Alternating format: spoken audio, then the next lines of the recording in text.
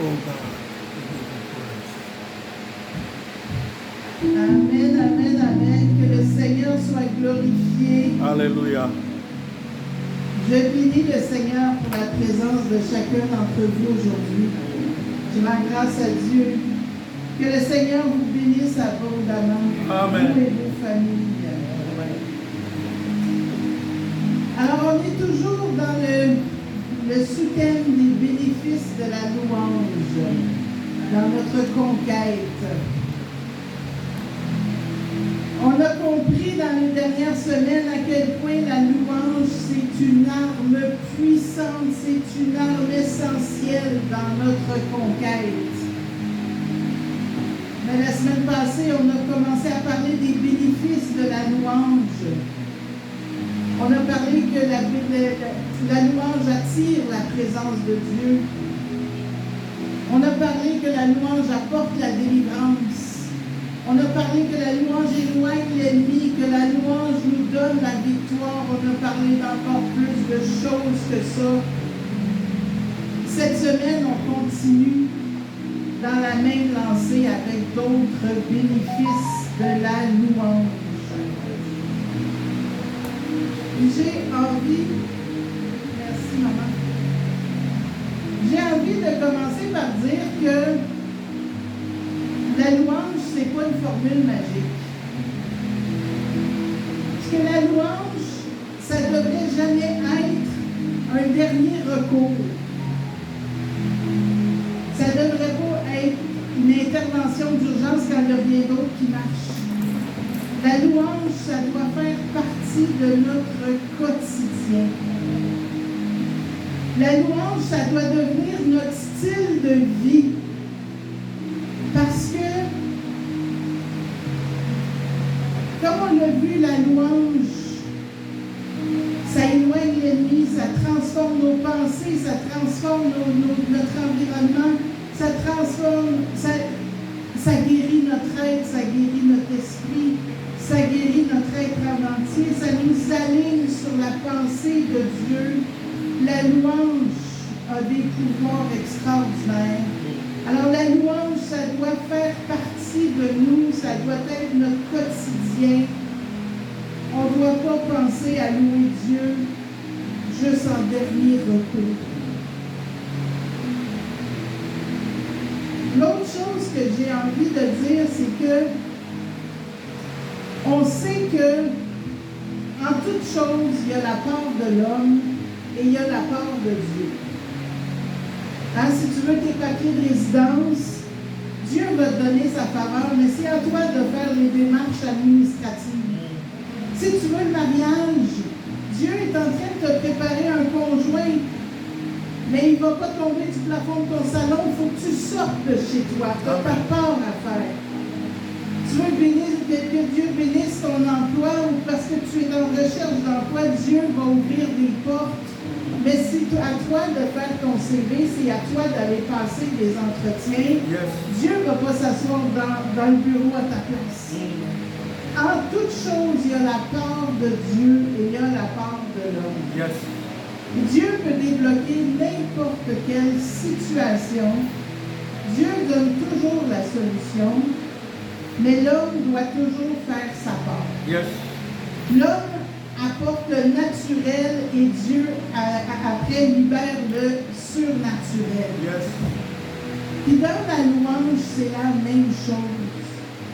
Il y a un partenariat entre toi et Dieu. Il y a la part de l'homme, il y a ta part, et il y a la part de Dieu. En toute chose, Dieu bénit les actions. Dieu bénit jamais l'immobilité, Dieu bénit jamais la paresse, Dieu bénit jamais le silence. Il y a beaucoup de gens, malheureusement, qui, dès qu'ils rencontrent un obstacle, dès qu'ils sont dans une épreuve, dès qu'ils sont dans un combat, ils vont rester là, bras croisés, bouche fermée, à attendre que Dieu change leur situation. Mais la parole nous dit, en Hébreu, chapitre 13, verset 15,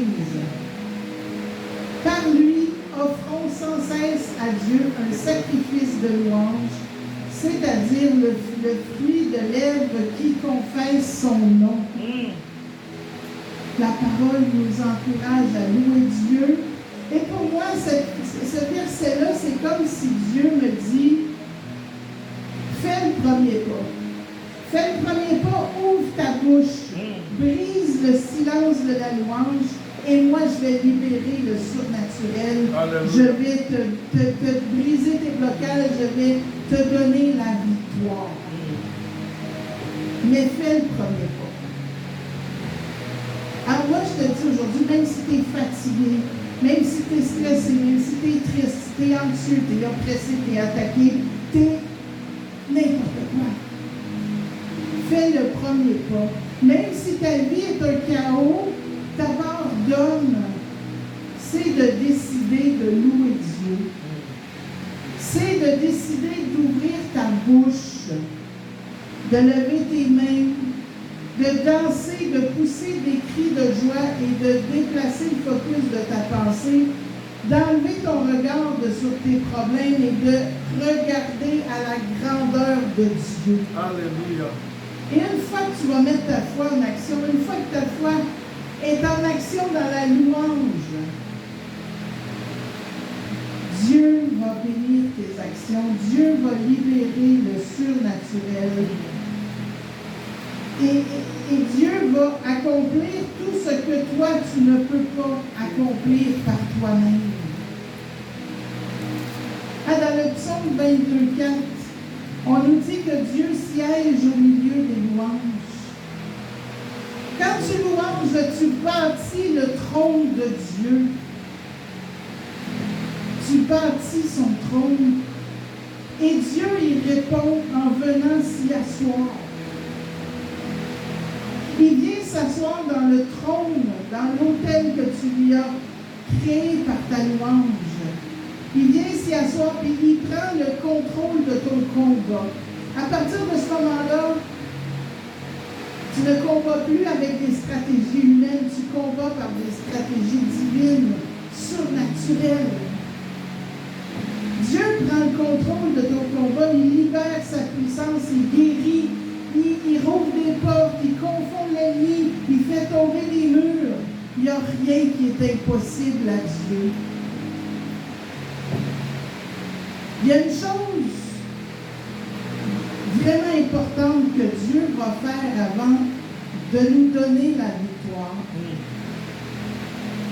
Et c'est mon premier bienfait de la louange dont j'aimerais parler aujourd'hui. C'est que Dieu va purifier notre atmosphère spirituelle. À la louange, c'est une arme de purification massive. Parce que dans le monde dans lequel on vit aujourd'hui, notre climat spirituel est facilement pollué. On est pollué par toutes les distractions du monde. On est pollué parce que tout le monde nous dit « ça ne marchera pas, tu ne réussiras pas ». Il y a tout le temps quelqu'un pour nous décourager, il y a toujours une parole pour nous décourager. On est pollué par le doute, on est pollué par la discorde, on est pollué par l'oppression, on est pollué par un paquet de choses. Et quand ton climat spirituel est pollué, quand ton atmosphère spirituelle est polluée, avancer, ça devient difficile. Alors, ton trajet vers la victoire est ralenti, même il peut être freiné simplement parce que ton atmosphère spirituelle est polluée. Et par la louange, Dieu vient purifier notre atmosphère spirituelle. Comme je l'ai dit, en toute chose, il y a la part de l'homme et il y a la part de Dieu. Et je vais maintenir ce discours tout au long de la prédication.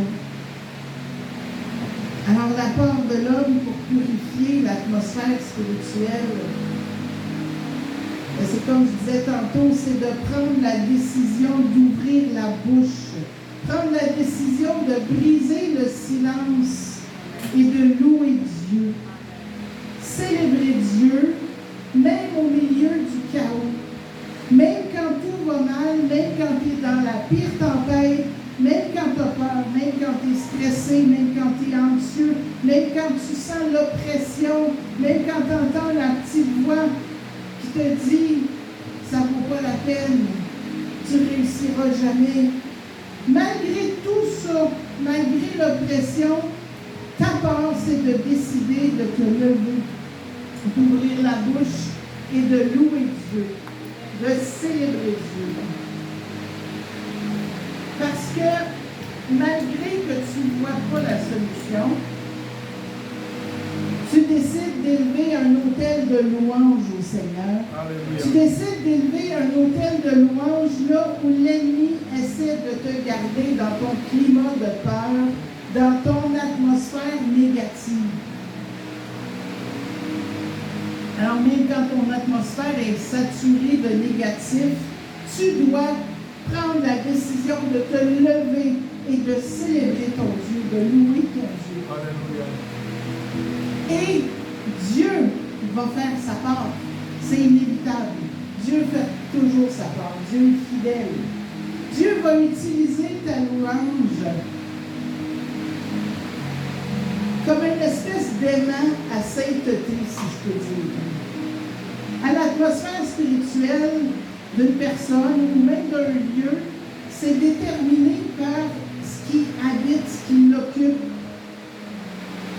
Alors, quand ton atmosphère est négative, quand ton atmosphère est remplie de peur, est remplie de doute, est remplie d'anxiété, clairement, ton atmosphère va être saturée de négatif. Mais quand tu décides de louer, et quand Dieu utilise ta louange pour venir établir son trône, quand sa sainteté vient envahir l'atmosphère, quand sa présence glorieuse est là, la fréquence va changer. Alléluia. La fréquence va changer. C'est inévitable. Il y a le psaume 8.3. Psaume 8, verset 3 qui nous dit, et l'évangéliste Louisville nous l'a lu tantôt pendant la modération. Par la bouche des enfants et de ceux qui sont à la mamelle, tu as fondé ta gloire pour confondre tes adversaires, pour imposer le silence à l'ennemi. La sainteté de Dieu, la gloire de Dieu, sa présence seule dans ton atmosphère spirituelle fait taire l'ennemi, ça impose le silence à l'ennemi. Dieu purifie l'atmosphère en rendant ton lieu spirituel invivable pour toute force de l'ennemi parce que l'ennemi ne peut supporter la sainteté de Dieu. Yes.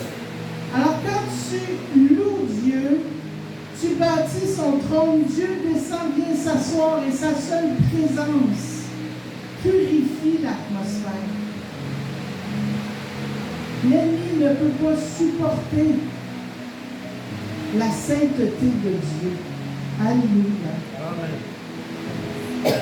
Mais si dans l'adversité, si dans l'épreuve, si dans ton chaos, tu commences à te plaindre, tu commences à te lamenter, tu commences à murmurer, ce qui est le réflexe humain,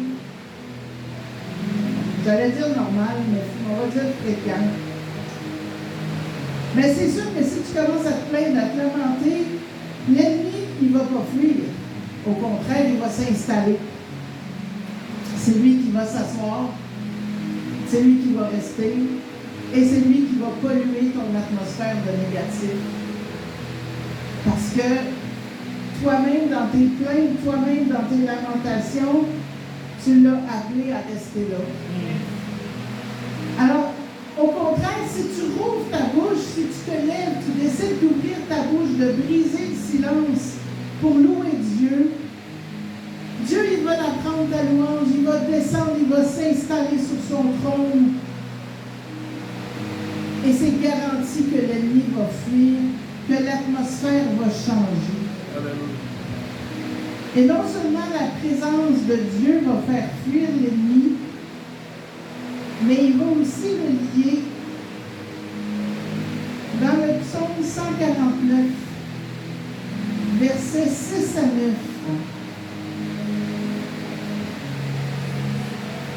La parole nous dit que les louanges de Dieu soient dans leur bouche et le glaive à deux tranchants dans leurs mains, pour exercer la vengeance sur les nations, pour châtier les peuples, pour lier leurs rois avec des chaînes et leurs grands avec des ceps de fer, pour exécuter contre eux le jugement qui est écrit. C'est une gloire pour tous ses fidèles. Louez l'Éternel. Alléluia. Gloire à Dieu. Quand, au lieu de te plaindre, tu te mets à louer Dieu, à rendre grâce à travers tes épreuves. Et non seulement à rendre grâce à travers tes épreuves, mais à rendre grâce pour tes épreuves.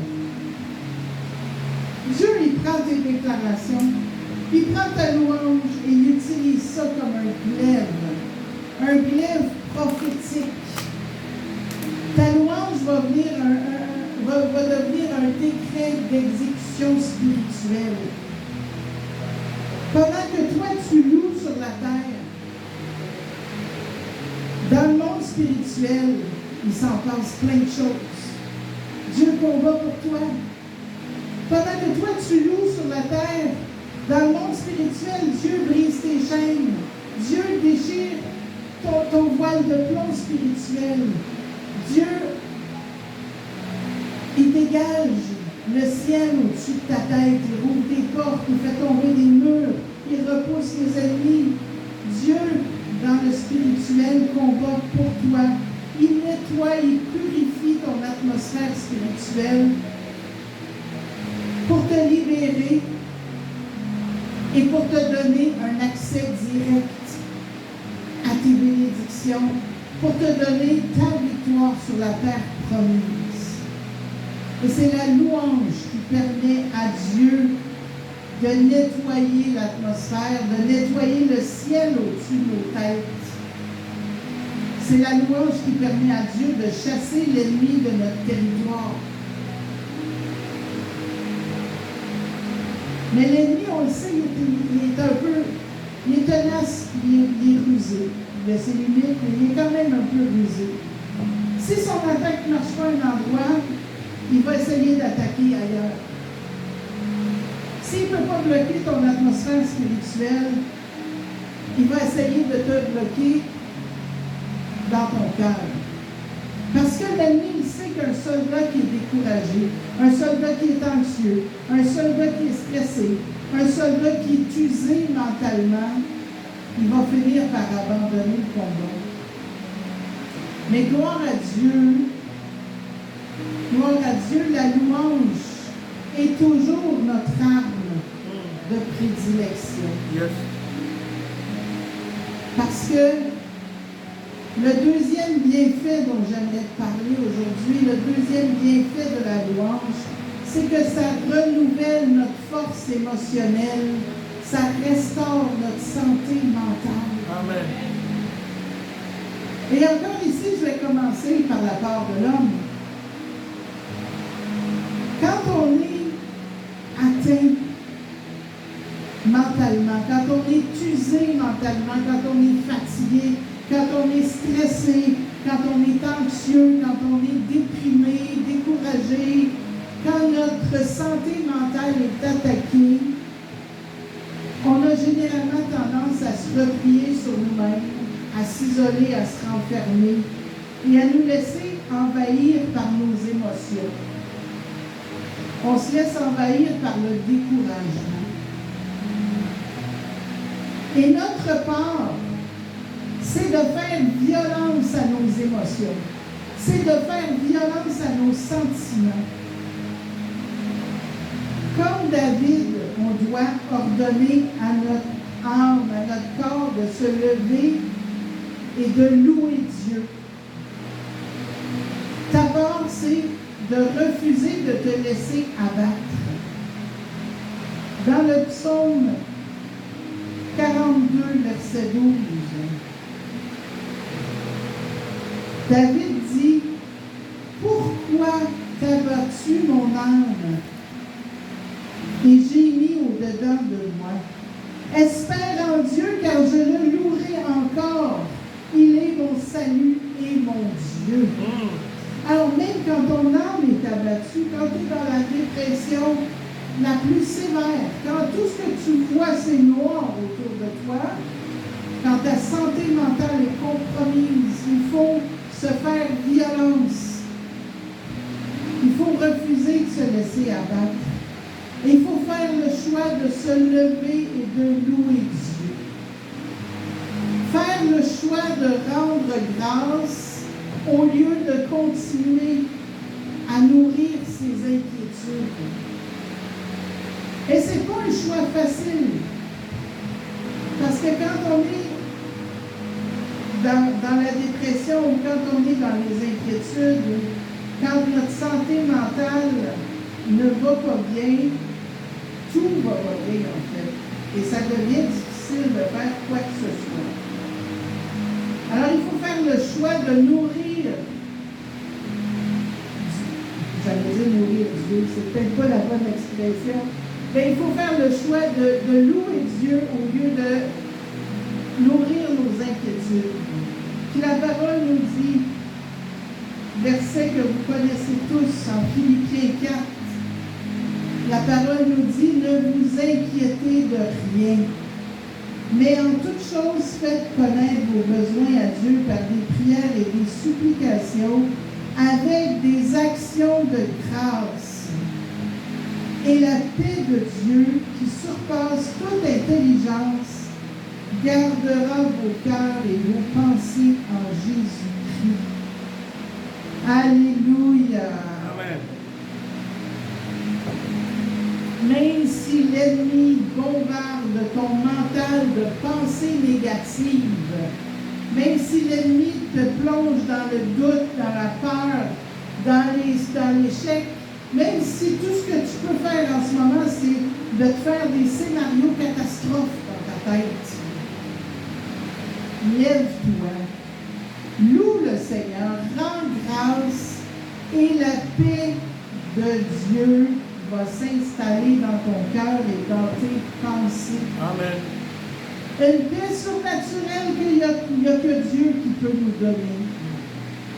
Une paix surnaturelle qui filtre nos pensées et qui empêche toutes les mauvaises pensées, toutes les pensées négatives d'entrer dans notre esprit et dans notre cœur.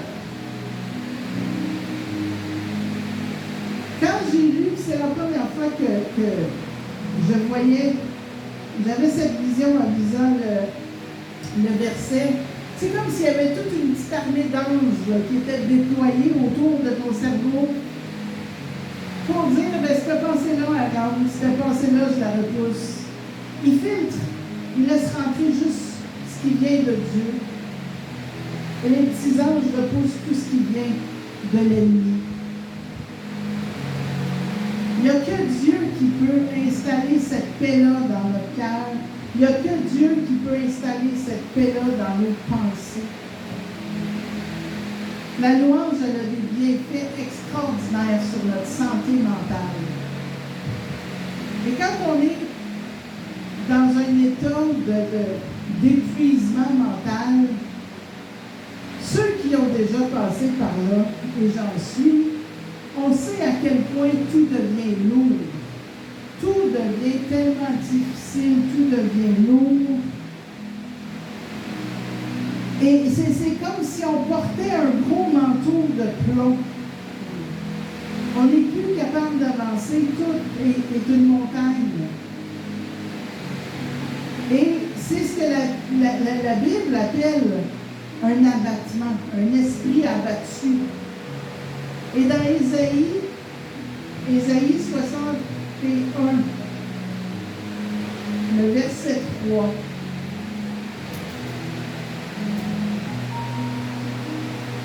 on nous dit que pour accorder aux affligés de Sion, pour leur donner un diadème au lieu de la cendre, une huile de joie au lieu du deuil, un vêtement de louange au lieu d'un esprit abattu.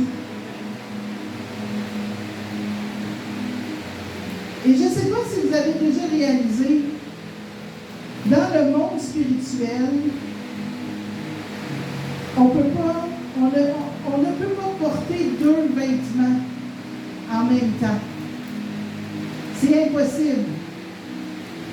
Alors, quand on fait l'effort de revêtir son vêtement de louange que Dieu nous donne, Dieu, il va arracher spirituellement tous les autres manteaux, tous les autres vêtements. Il va t'enlever le manteau de la dépression.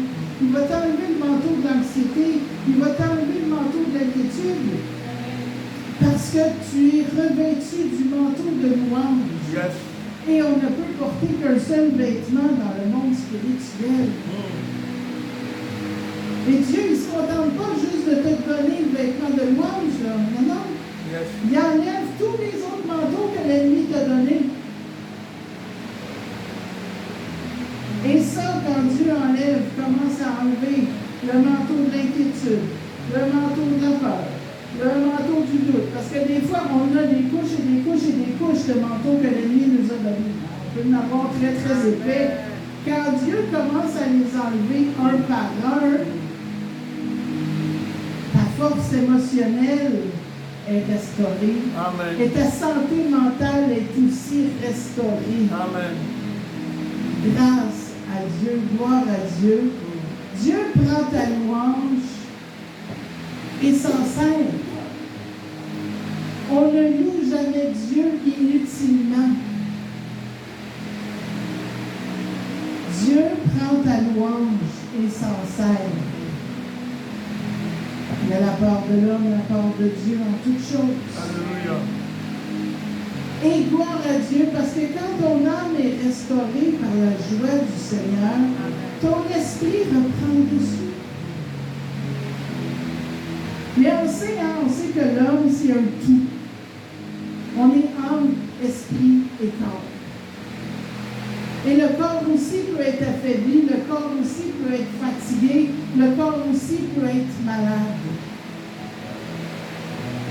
Et un corps malade, ça ne fait pas un conquérant très efficace. Un corps malade, un corps affaibli, ça ralentit le conquérant. Alors ça aussi, l'ennemi le sait, l'ennemi nous attaque sur notre santé. On a eu un merveilleux témoignage tantôt de Maman Françoise, où Dieu a restauré sa santé. Yes. Et heureusement, Dieu, il ne va pas garder des conquérants affaiblis, Dieu ne va pas garder des conquérants fragiles. Dieu, ce qu'il veut, c'est des conquérants debout, des hommes, des femmes qui sont debout, des hommes, des femmes qui sont vigoureux, qui sont prêts à marcher. Qui sont prêts à marcher vers leurs promesses, vers leur terre. Et ça m'amène à mon troisième point, qui est que la louange ne restaure pas seulement notre santé mentale. La louange est une thérapie pour notre esprit, oui, mais la louange sert aussi à restaurer notre santé physique. Yes. La louange va libérer notre santé physique, va libérer notre vitalité.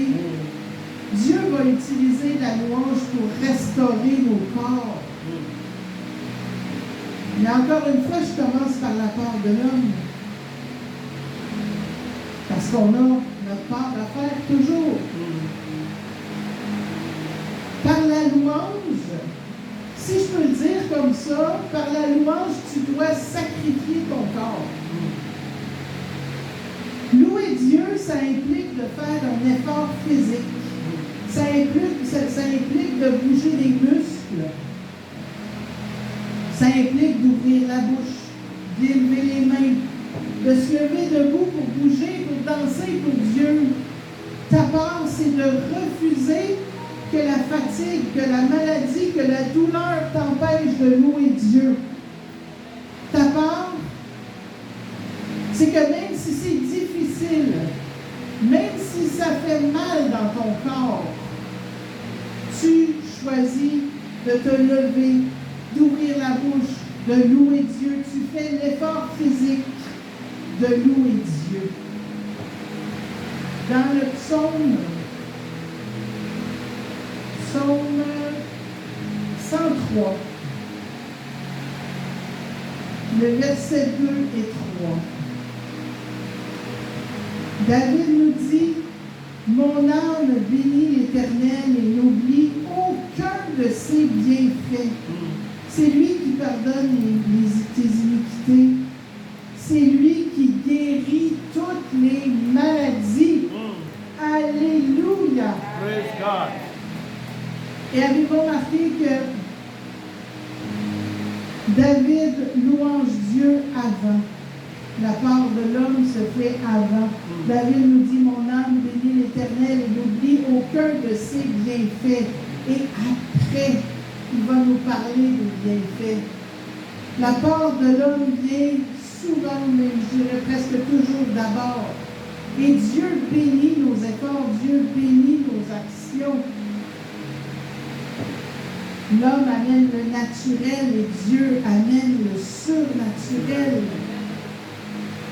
Alors qu'un homme fait l'effort de lever ses mains, malgré la fatigue, malgré la maladie, malgré la douleur, malgré la faiblesse, quand l'homme fait l'effort de se lever, de louer Dieu, d'ouvrir la bouche, lever les mains, c'est un acte de foi tellement puissant. Et Dieu répond à ton action.